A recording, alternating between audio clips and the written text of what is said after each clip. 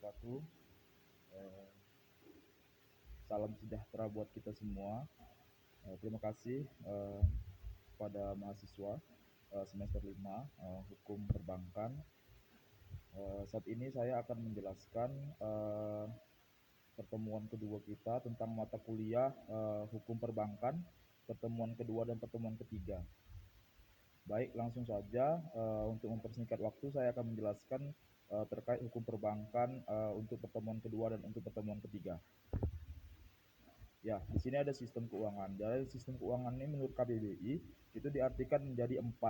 Yang diantara yaitu satu, segala sesuatu yang bertalian dengan uang. Kedua yaitu seluk-beluk tentang uang. Kemudian ada urusan uang, dan keempat ada keadaan uang. Secara umum, sistem keuangan adalah suatu kumpulan institusi atau pasar ketentuan perundang-undangan atau peraturan dan teknik-teknik di mana surat-surat berharga diperdagangkan. Tingkat bunga ditetapkan dan jasa-jasa keuangan atau financial service yang dihasilkan serta ditawarkan ke seluruh bagian keuangan. Sistem keuangan di Indonesia terdiri dari otoritas keuangan atau financial authorities atau sistem perbankan dan sistem lembaga keuangan bukan bank.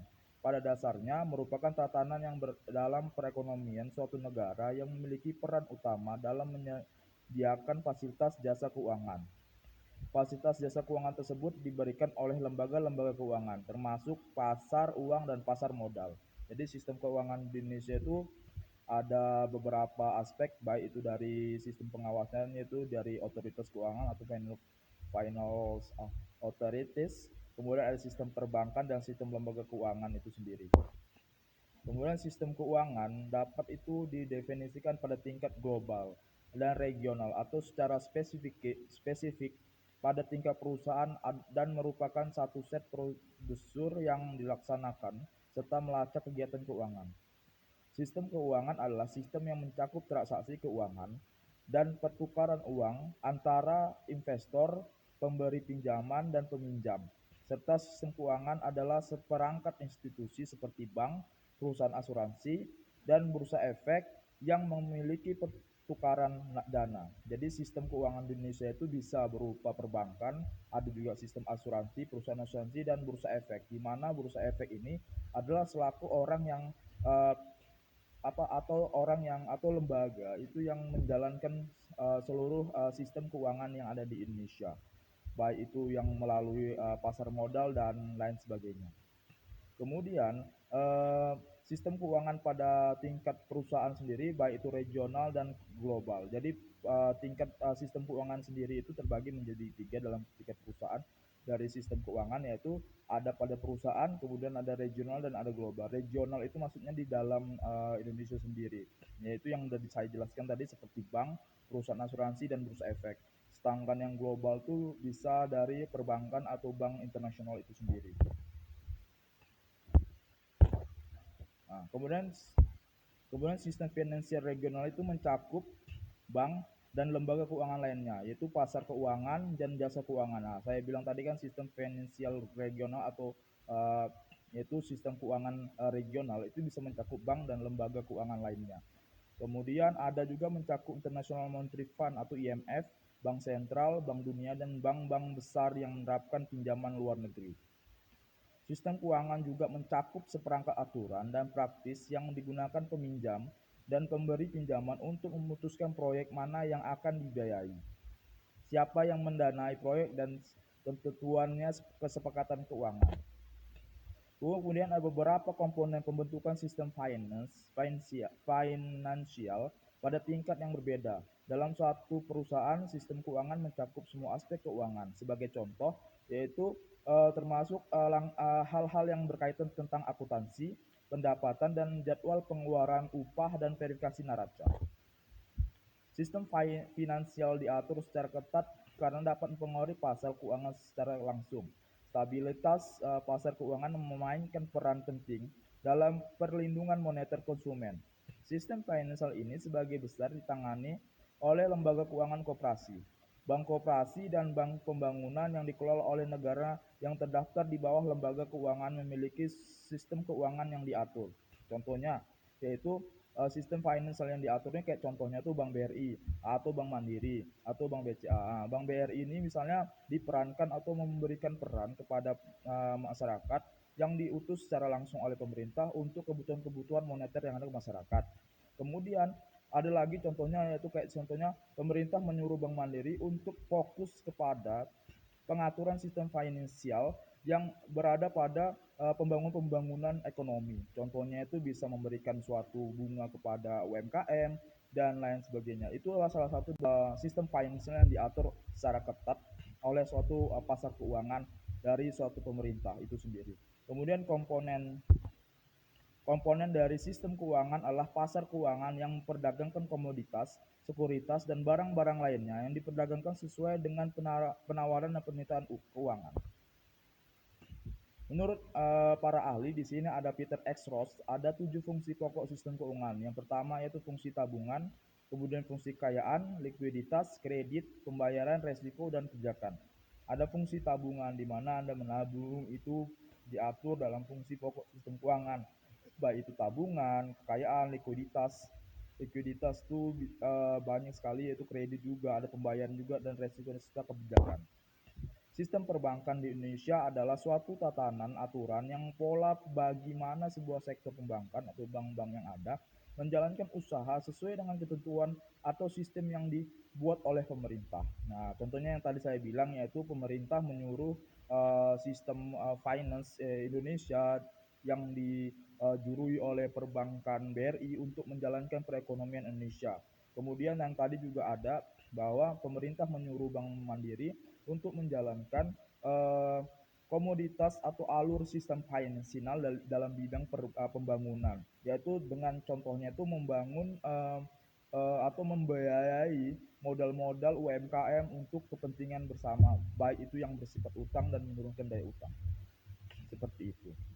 Kemudian sistem perdagangan di Indonesia terbangun dengan konsep yang dilandasi pada sistem perekonomian yang ada. Indonesia menetapkan sistem perekonomian sesuai dengan sistem ekonomi dan demokrasi sesuai dengan landasan negara, yaitu Pancasila. Hal ini diatur dalam Undang-Undang Ajas Perbankan Indonesia pada pasal 2 Undang-Undang Nomor 7 Tahun 1992 yang berbunyi perbankan Indonesia dalam menjalankan usaha berasaskan demokrasi ekonomi dengan prinsip kehati-hatian. Jadi prinsip dengan mendirikan suatu perbankan di Indonesia dengan prinsip kehati-hatian. Kenapa? Karena itu adalah salah satu bentuk yang mana itu menjalankan suatu sistem perekonomian yang demokrasi dan memerlukan prinsip kehati-hatian karena berupa keuangan atau uang itu sendiri. Dalam Undang-Undang Nomor 14 Tahun 1967 tentang pokok perbankan disebutkan yang dimaksud dengan bank adalah suatu lembaga keuangan yang usaha pokoknya adalah memberikan kredit dan jasa-jasa dalam lalu lintas pembayaran dan peredaran keuangan. Lembaga keuangan adalah semua badan yang melalui kegiatan di bidang keuangan menarik uang dan menyalurkan kepada masyarakat. Jadi bank itu adalah bentuk pokok untuk menyimpan atau menjalankan suatu alur dari lalu lintas pembayaran dan peredaran keuangan itu. Kemudian lembaga keuangan ini sendiri, lembaga keuangan itu bisa berupa apa aja, yaitu bisa berupa OJK atau Bapepti dan lain sebagainya. Kemudian jenis lembaga perbankan di Indonesia itu ada tiga, sorry. Yang pertama bank sentral, bank umum, dan bank asing. Bank sentral itu sendiri bank yang ada di Indonesia kayak Bank Mandiri, Bank BRI, BCA, dan lain segala macam. Bank umum ini bisa dari bank pemerintahan, dan bank asing itu ya bank-bank yang kayak Mayapada Bank, terus ada bank dari CMB, Niaga Bank, itu juga termasuk dari bank-bank asing. Tugas dan fungsi bank. Pengaturan tata perbankan Indonesia itu mempunyai ketetapan MPR garing 1966 pada tahun 1996 yang mana mempunyai tujuannya itu memobilisasikan dan mengembangkan kekuatan ekonomi potensial yang dikerahkan bagi peningkatan kemakmuran rakyat. Tata perbankan jadi fungsi dan tugas bank ini sudah diatur sejak lama oleh TAP MPR tahun 1966 sebagai bentuk dari suatu mobilisasi atas pengembangan kekuatan ekonomi yang menjadi tugas utama pemerintah untuk meningkatkan kemakmuran rakyat. Tata perbankan harus merupakan suatu kesatuan sistem dan menjamin adanya kesatuan pemimpin di dalam mengatur seluruh perbankan di Indonesia serta mengawasi pelaksanaan kebijakan moneter pemerintah di bidang perbankan.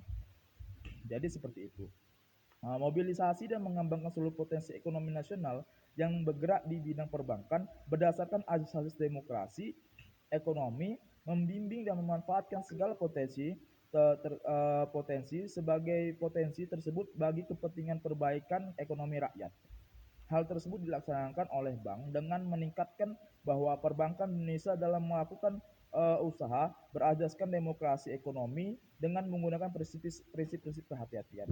Karena bersifat bank ini adalah untuk menjaga dan sebagai salah satu untuk melaksanakan lalu lintas perbankan, perbayaran dan peredaran keuangan, jadi punya prinsip sangat kehati-hatian karena semua yang bersifat dengan keuangan pasti didasari dengan prinsip kehati-hatian.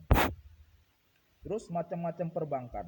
Perbankan di dalam negeri, perbankan di luar negeri, dan perbankan dalam dunia usaha. Nah, jadi ada perbankan dalam dunia usaha.